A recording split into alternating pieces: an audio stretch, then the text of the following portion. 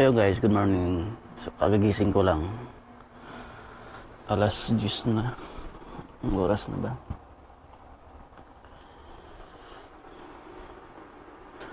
Alas 10:40 na ng umaga mga idol. So, sarap ng tulog ko.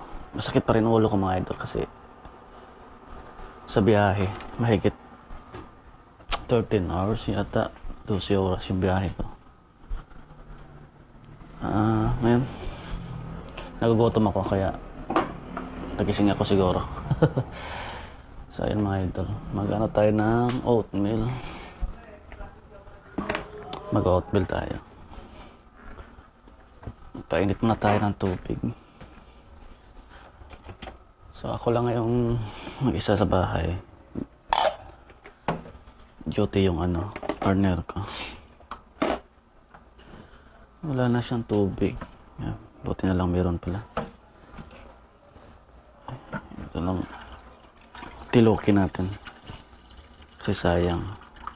Tilukin. Yan. Kapagod pala mga idol na biyahe. Biyahe ka ng higit 13 hours. Tapos kulang yata to.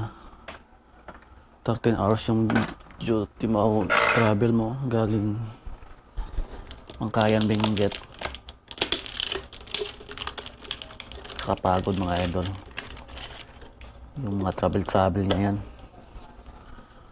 Okay lang pag first time. Excited ka. Pero pag katagalan ay wala na. Napapagod ka rin. Kasi halos magdamag ka sa daan. Palipat-lipat ng masakyan.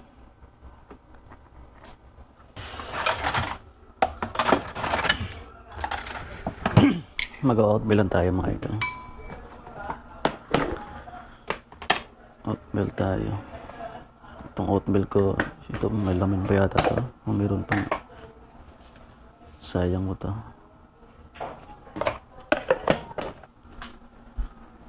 Ito bukal-bukal na. Anong tawag sa Tagalog na nagkulo-kulo?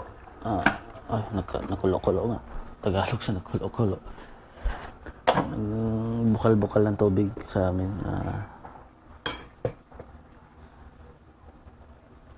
Sa Tagalog kasi yung bukal, yun? Spring water, no? Sa nung nagbukal na is kumulo. Sa Bisaya naman yung kumulo, sa Masbateño is kaladkad ng tubig. Kaladkad, no? Iba din, no? Iba din sa inyo mga ina, no? Kalad ka rin. Yung tubig, kalad ka rin mo. Doon sa kasi, ang dami kasi ng lingwahe ng Tagalog, ng Tagalog ng Pilipinas. Ang tubig kinaladkad. Ayan. Oatmeal natin. So ayun, meron pa akong bugnay dito mga idol. Bugnay. Itong bugnay mga idol, masarap to. Kasi nilagyan ko ng ginseng, yung kahoy na ginseng, yung binigay ni Kuya Benji. Nilagay ko dito, ayat. Binabad ko yung binabad ko yung kahoy na yon. Kaysa bumili ka ng sa amin kasi dati, ng nanay ko, ang nanay ko mga idol ay kuan. Ang nilalagay ng nanay ko ng pinababad niya na doon sa ginseng ay kuan. Anong tawag sa Bisaya? Anong tawag na? Ang paborito ng mga Bisaya. Kulapo. Kulapo yung nilalagay. So yan. Breakfast tayo mga idol. Breakfast. Breakfast ang pagod.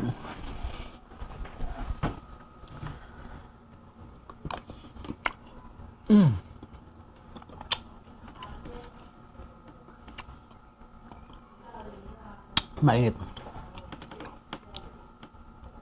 Actually, mga idol sa site, ito man talaga kinakain ko pag every dinner. So, sinasamahan ko na lang gulay kasi si Ate Marisa palaging may gulay. Yung mga cook doon sa buga na pagkain. So ayun guys, nag-base na ako kasi punta na ang Santa Rosa. Tayo naman saan? Punta tayo ng Santa Rosa guys. Pero parang uulan. Uulan yata. Kape muna tayo. Ayan. Sarap ng kape mga idol. Sarap ng kaping barako. Kaping barako. Bango siya. Sarap. Tapos hindi tulad ng ganitong kape mga idol. Matapang. Hindi ako masyado nakakatulog kaagad nito pag ito yung kinakape ko. Pero kung yung pure talaga na kape na barako, yung galing sa puno tapos ginawa lang parang giniling lang at sinangag at saka giniling, yan, nakakatulog ako ng mahimbing. Sarap, parang kape lang. Tapos yung sira pala yung namin dito, dispenser, tumutulo siya, kaya pala binunot ko kasi pagdating ko kanina nakabunot siya, malamig yung hindi malamig yung tubig at hindi umiinit, so nakabunot pala kaya sinaksak ko para makakape tayo. So bago tayo pupunta ng Santa Rosa, magkape muna.